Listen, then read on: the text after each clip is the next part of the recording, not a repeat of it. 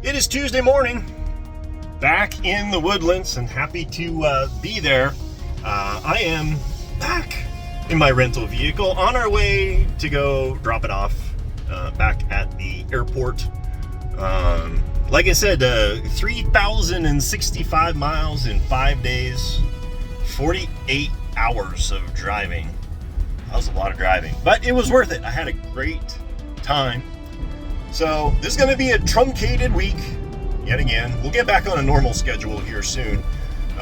Just a reminder, if you like these videos, like and subscribe. It helps us out a lot. And this weekend is Dive Tribe on Saturday.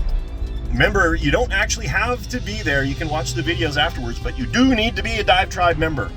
So head on over to the website, click on Dive Tribe right at the top, and you'll be able to participate in all of the awesome conversation that we have revolving around RC submarines.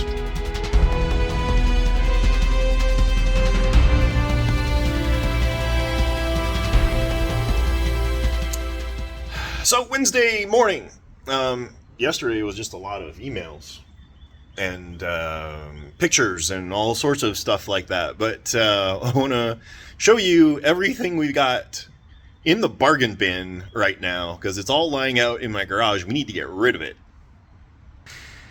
So all of this went out to the Dive Tribe members in advance. They all get first crack at this.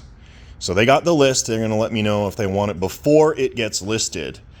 After that, I'll be doing a little email out, and then everybody can see what we got. And if there's anything in here, because you're going to be seeing this by Friday, so all of this will be over with by now. Let me know. If it's not on the website, send me an email and see if we can hook you up with a deal here. But lots of brand new kits still in the box, a whole bunch of ready to run or almost ready to run Type 7s, German Type 7s. What else we got? We got a Thunder Tiger in there, but we're going to paint that thing up cool somehow. Just got to figure out what. Another ready to run ARC model, another almost ready to run ARC model, 23 with cylinder, Gotland in the back there with a cylinder. Got a huge cylinder for a big boat, or just buy it and take it all apart. There's two huge angled tanks with angle controllers in there. Big geared motor in the back. Pair of Fletcher destroyers. And these come with like a reference book and blueprints and all sorts of stuff. Oh, there's the book right there. Aquabat hiding in the back corner. And we're going to start liquidating these tanks. We didn't take pictures of the tanks yesterday. We need to make sure we do that. Although Logan has selected one for himself, I think. I really like the Yegg Tiger and the Sturm Tiger. I think I've decided on the Sturm Tiger, but still, they're both very cool. Yeah. So I think we'll probably let the other ones go, right? At least two of them. So I think provided the weather is good today, we might throw Shark in the pool for final testing. Now that we got the buoyancy and everything all figured out, batteries are charged up. We just got to throw them in there and go. Actually, we need to flip them over. I want to adjust the throw. I want to move the linkage in one so he has more tilt on his fins. Got a whole bunch of like props and stuff. We got a 1144th Seawolf with a really cool cylinder. Just got to figure out the battery pack to put in there. I guess we got to put a radio in there too. Shoot. I don't know if we have a radio. I don't know. Well, anyhow, really cool boat.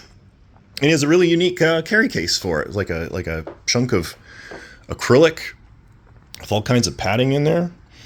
We got a ship cylinder out right away. We got to fix up Shark. USS Shark. Put all this stuff away. You got to go through this cylinder because apparently this isn't working. Oh man, I got lots going on. This morning too, I sent an email out to like 6 customers who had commissioned builds. I got to cancel them.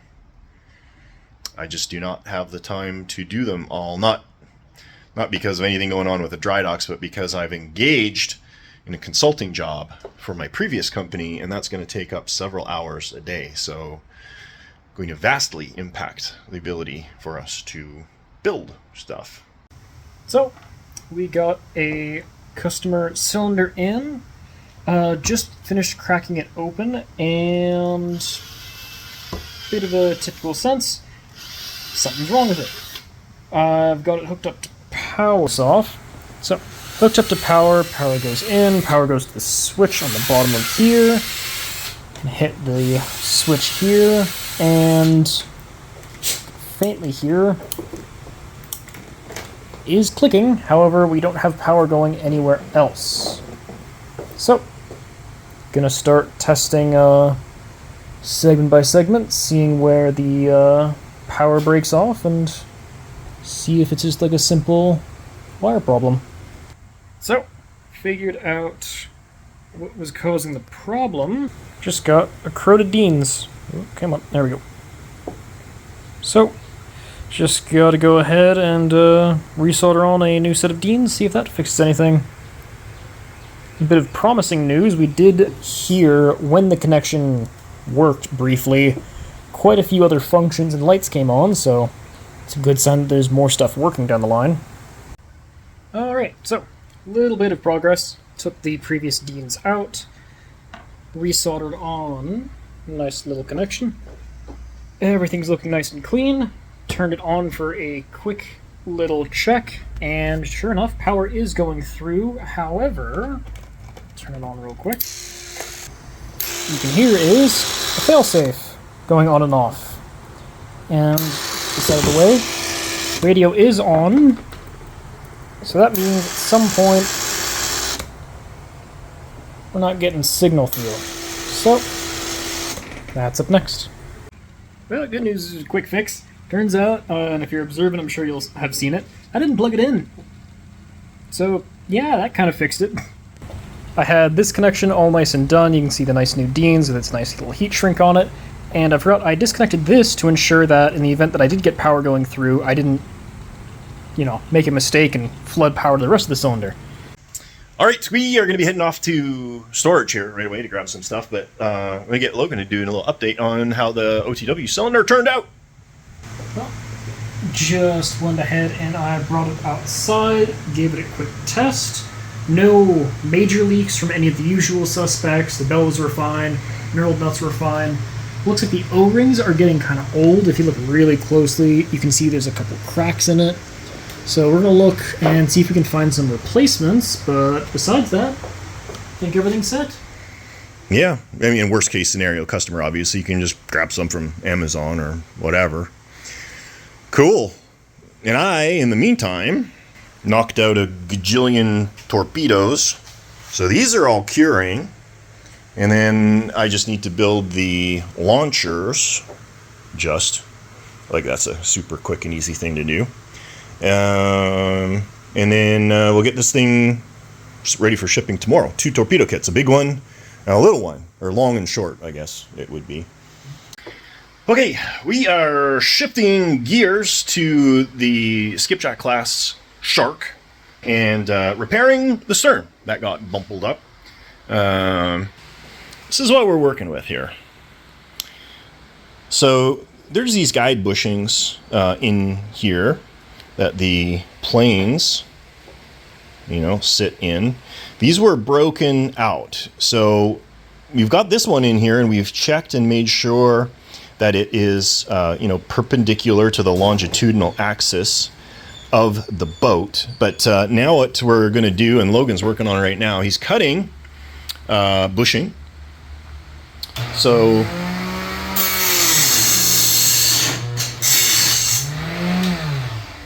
what that's going to be used for is the guide bushing in here. Now we could also use oil lights, but they would take up a lot more room. So it's going to end up mounted here. We'll make sure that they're parallel to each other. And you can see that we got split linkages right here. Now, the reason we went with the split linkage versus something like a yoke is because these shafts are not parallel to each other. They come in at an angle. These are the OEM original dive planes. They're not accurate to the boat, but they work really well. They're nice, big, oversized dive planes. But because they kind of come in at an angle, we can't have a straight yoke in there. So that's why we've got all of these separate horns.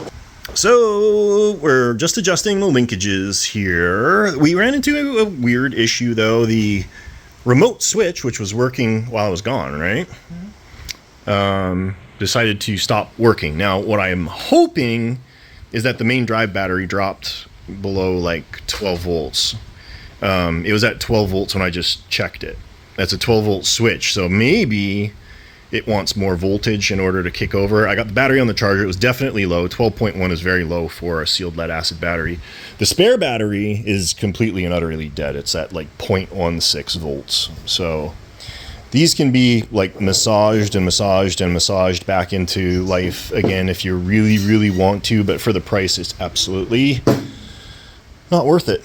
So because you got one battery already, a big 5 amp battery, I think that's going to be more than enough, but we need to wait for it to charge up and then we'll give it another shot. And if not, I don't know, maybe the switch just spontaneously died. I really doubt it. I really doubt it. I think it'll be fine. But after that, if we can get that going, we're throwing it in the pool.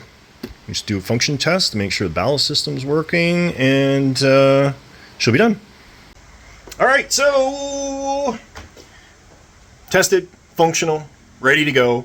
The issue was not the main drive battery, but the battery in the key fob was dead. It was weak. It was lighting up, but it just didn't have the juice to kick on the switch. Yeah, little 12 volt micro battery. So basically this is ready for pool tomorrow. Shark's ready for the pool tomorrow. What we did is we went ahead and moved the linkage horn, or connection to the horn, up. So now it's got more throw. So now the fins should, in theory, have a little bit more authority in the water. We're going to leave them like this overnight. Fire them all up tomorrow. That's all ready to go. Make sure, yep, radio's off. All right. Off to do emails, and Logan's got schoolwork. Thursday morning, and we're back in the shop. Logan is doing some double checking on that OTW cylinder that we had, just because there was something that the owner asked about. Let me see, hold on. All right. Man, can you guys hear that thunder? There you go. Uh-oh. There it is. Only one motor is going. Yeah. So he had said something on the phone when I talked to him yesterday to get his address. And I mean, we just checked power and had all that going. He's like, oh, so both motors are working? I'm like, thought they were both working. But apparently they're not. So now we got to check and see what's up, Doc. And figure out why. Not going to get shark in the pool. I want to go out and show you why. So we got all these packages and everything to go out that we work on. I got those two torpedo kits that got to go out. But what are severe thunderstorm warnings? Got a little bit of water coming down out of the sky. Woo-wee. So no testing is going to be going on with those boats today unless the weather miraculously clears up. We're going to check this. Logan's going to get back on the video and we're going to do our diagnosing for those motor issues. I hope it's not the motor itself, but I don't know what else it would be. And we are going to be doing a lightning build of this German Type 23. One of the customers that I had a build for, remember I canceled a whole bunch of builds, settled on this. So this should be a quick and easy build. it works out good for me because rather than a full involved from scratch build, this is all done and painted. I just need to saddle the cylinder, connect the linkages, trim it out, and it'll be done. Worked out good, I think, for everyone. So we got a little bit of work to do, pack up some torpedoes and figure out what the heck's going on with that motor. All right, little education for those of you who want to take your OTW cylinder apart. So what we need to do here, I'm just going to point, we need to pop off this universal joint, screw this seal end off, and then the whole motor comes right out. And then two little screws, brass screws right there, bolts, and the motor comes out. Fortunately, being the enterprising individual I am, I happen to have a perfect replacement for that motor. So that's the plan. Logan's going to pop all this off, and then we'll get to the guts here, and I'll show you how that seal works. All right, so what I find easiest here, what we can do is use our fancy majigger biggers. Hold this, now unscrew the motor. Because have you desoldered it yet? Yep. Okay, so unscrew it, righty tighty, lefty loosey. Yep. There we go. Screw it, screw it, screw it. It's a really cool design. I like what Bob did with these. For how much it screws with your mind to do something with your offhand. Oh, look at all the water in there. I think we found the culprit. Yeah, there's a lot of water in there. Well, that's not cool at all. And the shaft was not actually tightened down on the shaft of the motor, which would have been a problem if the motor was spinning, but the shaft wasn't. But yeah. So now we just gotta unscrew these, pop that off, and that motor will be done. And then we'll move on to hooking everything up with the new motor. So this is interesting. This is the old motor. I quickly wiped the end of it to get all the nastiness out. It looks to me like it got a few drips of water in there, but the worst of that was really just greasy water. This is the old motor, and I hook it up to power now, and it works perfectly fine. Lots of torque. Taking a look inside at the windings and everything, there's no evidence. Looks bright and clean. There's no evidence of water entry in there at all. I mean, I guess we got the new motor out anyway. We can hook them up with the new motor. But, I mean, I'd be happy putting this back into stock for an emergency motor. Yeah, looking in, everything is bright and clean. Okay. So like I said, it was kind of weird. The coupler that you see right there, if we can show this to everybody, was not attached to the other motor. It was super weird. But the motor wouldn't spin, which is also super weird, until we took it out, and then it would spin. I don't know. Ghost in the machine. It was also drenched in a bunch of like greasy water and grime, so... Yeah, well, you know, there wasn't much water. I'd say there was maybe 3 drops of water in there. So it probably leaked, you know, like a little bit, but not enough, obviously, to damage the motor or even get past the motor's, you know, built-in bushing. Now we got that, and Logan noticed something. So you can wiggle the shaft, right? So this is not screwed in, it's pinned. So it's got some, you know, flexibility to it in there. So that just gives you a little bit more wiggle room for alignment when you put everything in. So now that goes in, and then the shaft goes on. But actually, before you do that, let's put some grease in there. We'll squeeze a goober of grease inside the... There we go. And again, Don't solder the motor yet because it's much easier to tighten this by hand. And then you grab the seal and then tighten the motor. Get a little torquages. So now that that's done, we can hook it up to power and do a test.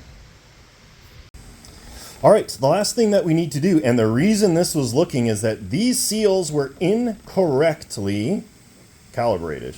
So we've got a compression nut for the seal, which is inside here. It's a little O-ring, and a lock nut. So what you need to do is back this out so it's almost touching this ring. Now we're gonna kick on the motors, kind of nice and slow. Actually, you know what? We'll do it for this other one here too, if I can. Whoop, just loosen that off. Yeah, see, that's not even touching the seal. So both of these are loose right now, all right? So what we're gonna do is we're gonna start with this one, go ahead and get it spinning, and we're gonna tighten it until it affects the RPM. Right there. And that done, we're gonna tighten this down, which we'll do with pliers in a minute. So now this is compressing that seal and making a tight seal in there. So we'll do the same thing with this one.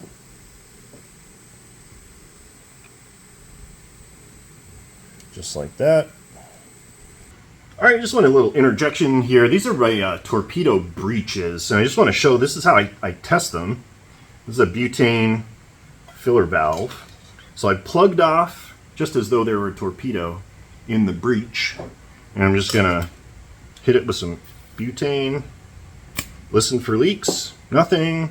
I can see fluid in the tube, and then I pull this, you should see a little spray of butane. Ta-da!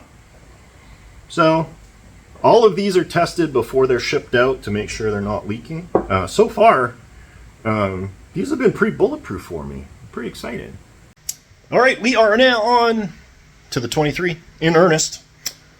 Previous owner had this bad boy queued up. This just friction fit in this little bulkhead right here. This is the motor unit from a bilge pump. And you've seen me use these things before, work really good. But we've got a full cylinder with a motor, so we don't need this thing. Just pulled it out. So what Logan gets to do here now is we need to check the alignment, placement of this cylinder, and then carve out the bulkheads in here to accommodate this diameter so that we can drop it in. We've got all these linkages and everything in here already, but none of these shafts are tightened down. You can see the horn isn't moving with the rudder or dive planes, so got to work on that too. But this shouldn't be bad. So we're going to take the measurement. Logan can work on the bulkheads, and I'm going to start working on setting up the watertight cylinder.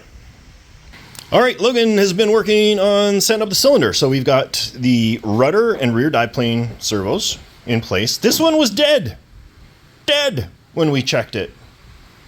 That's not cool. So we replaced it with a metal gear servo, so upgrade there. Receiver is in place. We're going to be rocking a FreeSky radio on 900 megahertz. We got twin 900 megahertz antennas, just not feasible to run them at 90 degrees. It's ideal, but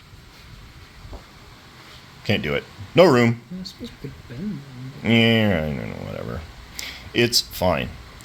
Now what we need to do is install these electronic speed controllers. We've got one for the pump, for the ballast system, and one for the motor to drive everything. So those are going to live here, probably something like this-ish, sort of. And then one on each side. And then we need to modify the forward cap for a servo to put a forward servo for the forward dive planes. Now we could run linkages from the back, but that would be all kind of not good because I want individual control of the forward dive planes and the back dive planes. So Logan's going to work on that. I'm working on the linkages. Now you can see a lot of people run into issues or confusion. You can see how this rudder linkage is set up there. Just a little horn. And I got a little cap here, so this is going to go on just like that. And rather than putting a screw in here, there should be no reason that you need to access this after you get it in. I don't know, unless something weird happens. So what I'm going to do, I'm just going to put a tiny dab of RTV right there. So we'll go like this, put it down, it'll just sit in place, and if you ever do need access, just pop it up, and you'll have access to the linkage again.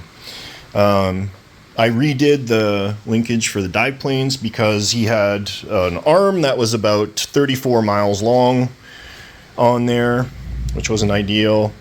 Logan's got some milliput, epoxy putty in here that we're using as cradles. So that means we can get it perfectly centered. You know, he put his goobers in there and we pushed it down. So now that's all set up. So we're coming along. You ready to install speed controllers? Yep. Now we need to decide, because we could put speed controllers back here and then we would just need to run 2 sets of power cables. And if we put the speed controllers here, we need to run power from the battery to split to them plus 2 servo cables. So it's like 6 of one and half a dozen of another, and they all got to fit through this little tube, which is conveniently lodged way deep in the middle here. What do you think? I mean, mounting them up here would probably be best, just for spacing, because the more stuff we keep back here, the more cluttered it's going to get very quickly. Yeah, these cables are really short. We'll have to put extensions on them. Which is kind of nice, though, because that means we can just get the extension, ferry it through, and then connect it on this side. Okay, what we need to do now is mill a pocket for the forward servo that is going to power our forward dive planes. So what I've gone ahead and done is traced out my pocket, what I want. I'm going to use a big bit to get the worst of it, and then I'll swap out to a smaller one for the corners. Just need to make sure this is going to be a little tight here. I did check the tolerances. It's not going to hit the pocket for the seal. Just make sure if you're doing this that you're doing that. And I also marked out on my milling bit the height of the servo with a little red pen, which happens to look pink. So we're going to mill this out, make a mess, and see if we can get that servo installed in the forward bulkhead.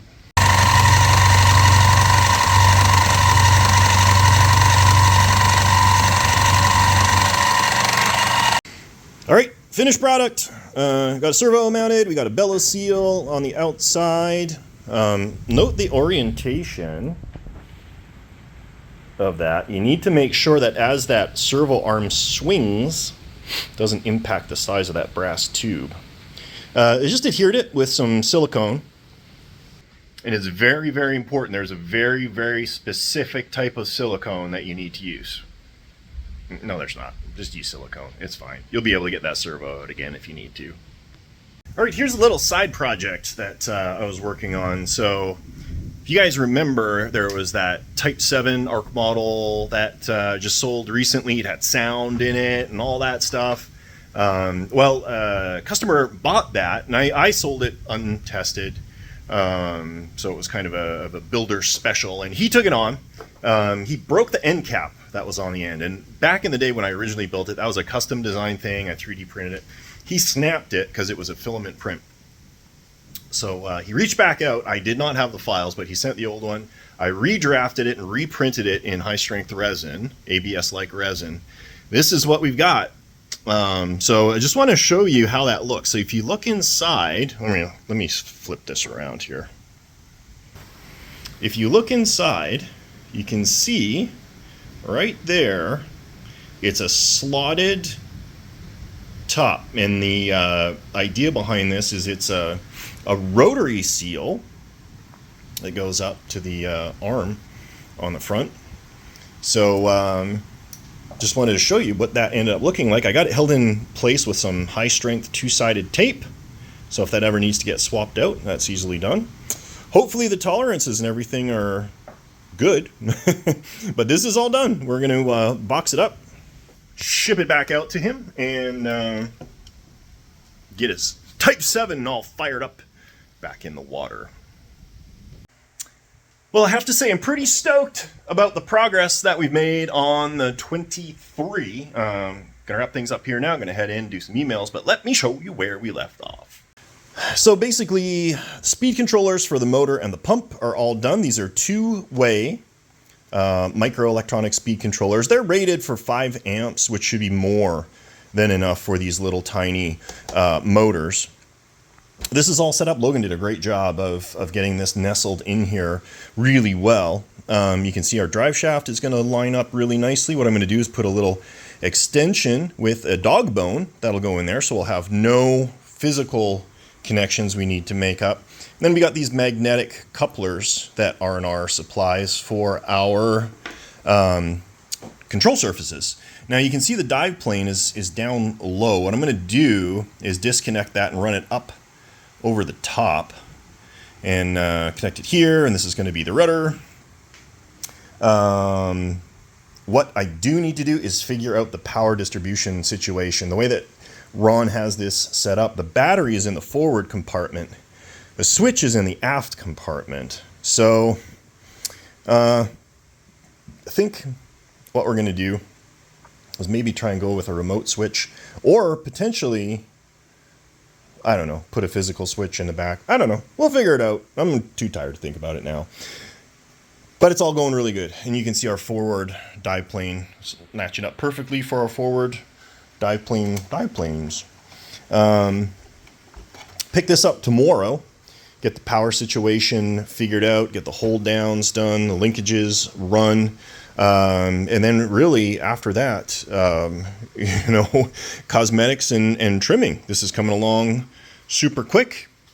I'm excited. Well, welcome to a beautiful Friday morning. No, it's not. It's still pouring rain outside with lightning and thunder every 10 seconds. So no more sharks in the pool today. Might happen this weekend or first thing Monday. But good progress on the 23.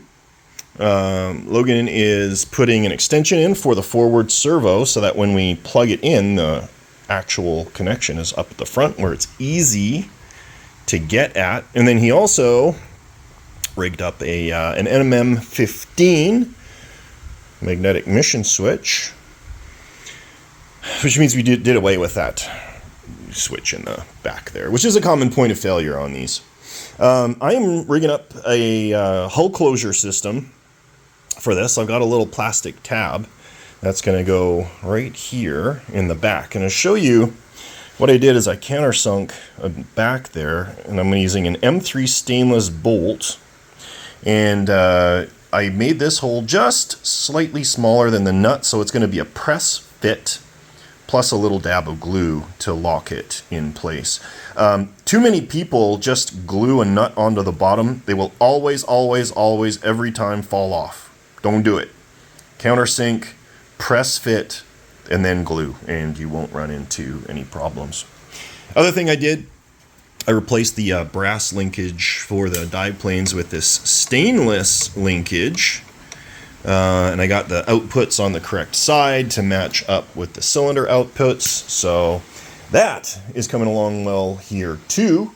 I'm just going to finish installing this tab, and I'll show you how that looks from the top there. All right, here is the final little hold down. Little stainless bolt, just like that. Standard number 2 Phillips head screwdriver. Just makes it nice and simple and clean, and most people will always have a Phillips screwdriver in their toolkit.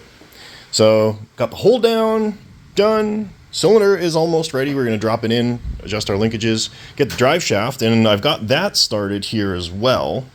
So this is the adapter for the dog bone. That's going to slip over the secondary drive shaft. That'll go between the universal and the cylinder of 5/32 inch diameter. So we're just waiting for the cylinder so we can get proper measurements for that. The other thing I wanted to show you guys real quick here is just how quick and easy it is to make custom tools. Now I had to loosen this retaining collar for the linkages here, but it's way back. It's like 5 inches into the stern of the boat. So we just took some 3/32 brass tube, and if you cut a little notch in the brass tube, then this wheel collar, when you tighten it down, can compress against a little cut-off Allen wrench. So now I've got an 8-inch Allen wrench. Made it so much simpler to get in there.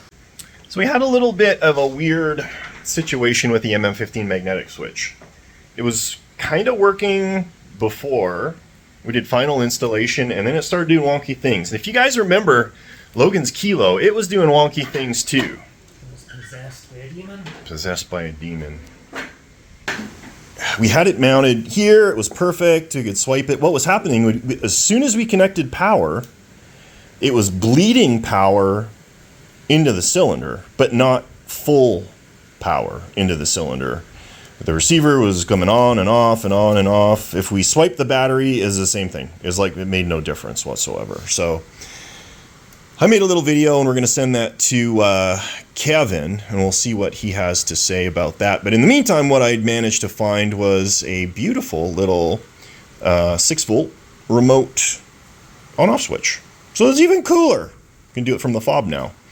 And all the distances and everything all worked out good, so that's what we're going to end up using here now. I guess this thing will almost be ready for trimming. But, luck. Yeah, it's pouring down rain. It's not showing up on the camera, but trust me, it is. It's pouring. Not super excited about going out in the rain and the lightning. So we might need to bench this until later in the week, or weekend, or early next week. But we're close. It's getting really good. I guess, yeah, I could start working on the cosmetics. Function test. Let's see how this thing works. Now, we got a green light on the switch, but that's just telling you that it has power, that it's connected. What I like about this is if you leave a remote switch plugged in, it'll drain the battery. So when you do your post mission and you open it up, you'll always see if you got that battery connected or not. You don't want to store or transport or anything with that connected, because it'll suck your battery dry over the course of a day or 2 or 3 or whatever. But radio's on, cylinder's plugged in. Let's see what happens when we turn it on. Okay, good. Nothing's broken, nothing's moving. Okay, let's do slow on the throttle, sure. Uh-oh. Oh, yeah, yeah.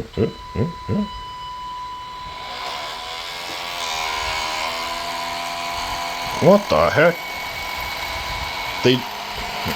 Stop. The drive shaft's not tightened down. What the heck kind of product are they shipping me? So the motor's spinning, but it's not connected, not torqued down on the universal joint. Man, just... Everything else first? Let's try the rudder, nice and slow. Ooh, we got lots of throw on there. We're going to have to turn that down, but that's good. Yeah. I'd say honestly it's like 40, maybe 45%, because that's like this Okay, much. all right, cool. Forward planes, okay. So forward planes need to be reversed. We need to do these one at a time. But you can see we're going down, and those are going up when we do it. But okay, that's good. What about the full throw? Like go all the way down? That's too much. We want 30 degrees. Oh yeah, that's like 45. Brakes! Put on the water brakes! All right, so we will adjust those.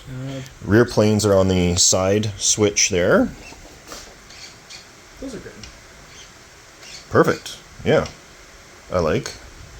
And then what about the pitch? So if it goes, yeah. Oh, it's even going in the right direction. Roll, roll. Okay, cool. You got a balance tank somewhere? Big switch. Other way. Okay, center. We don't want to run that too long because you need fluid to go through it to lubricate that pump. So I'm going to put a smaller hose on. This is the one that came. I really hate this like polyurethane hose because it has a memory. Do you see how it's like flared out, which means when you put it on, it's nice and tight. But after a little while, it gets loose, because this just popped right off. Now what I've got to do is figure out if we're just going to run this as a low pressure pump system and just have a snorkel up there, or if I'm going to put a snorkel valve in the tower so that this would be a full static diver. I think I might just do low pressure. Simplest, easiest. Yeah. All right, cool. So adjust the throw, reverse the, do the left and right rudder. Is it the correct direction? Yeah, okay, cool. Reduce the throw, reverse the direction, reduce the throw, and we don't know what direction this is spinning, so we'll have to figure that out too. So we have it figured out. That little brass sleeve on the inside slips over the motor shaft as an adapter, but it's not drilled through. So when you tighten the set screw down, it just tightens against the brass tube and not the shaft of the motor. So it was just spinning and spinning and spinning, and this one wasn't tightened down either for the drive shaft exiting. So that's not cool. Glad we found it. You know, it wasn't kind of tight and get out in the middle of the pond and start spinning your tires and not be able to get back to shore. So Logan's going to drill out that hole so we can get through, and then hopefully that set screw will be able to bite the drive shaft. So we got all our directions and throws and all sorts of stuff going, and I touched up the dive plane, so now they're the correct color. So let's get Logan to give her a little throttle. Oh, so smooth. Oh yeah, baby. Well, I think that is going to wrap things up for this truncated week. Want to remind everybody that I do have live now the Bob's Favorite Products on the website. This basically an Amazon link to a lot of the tools and materials and components and electronics that I like to use. And there's some that other people have recommended. So make sure you head over there. Like I mentioned before, I get a tiny little commission if you purchase through that site. So every time you need, if you just circle back and click on the link through there, then you help out the dry docks, which we really appreciate. Next week, we're going to have Shark in the water and the 23. After that, we're going to move directly onto an Angle Typhoon, which is pretty close to being done. Should be a fairly quick project, and then after that is going to be a Gato. So got some super cool things coming up here in the future. With that, we are going to let you go. Appreciate you hanging out with us. You have a great day, and we'll catch you next time.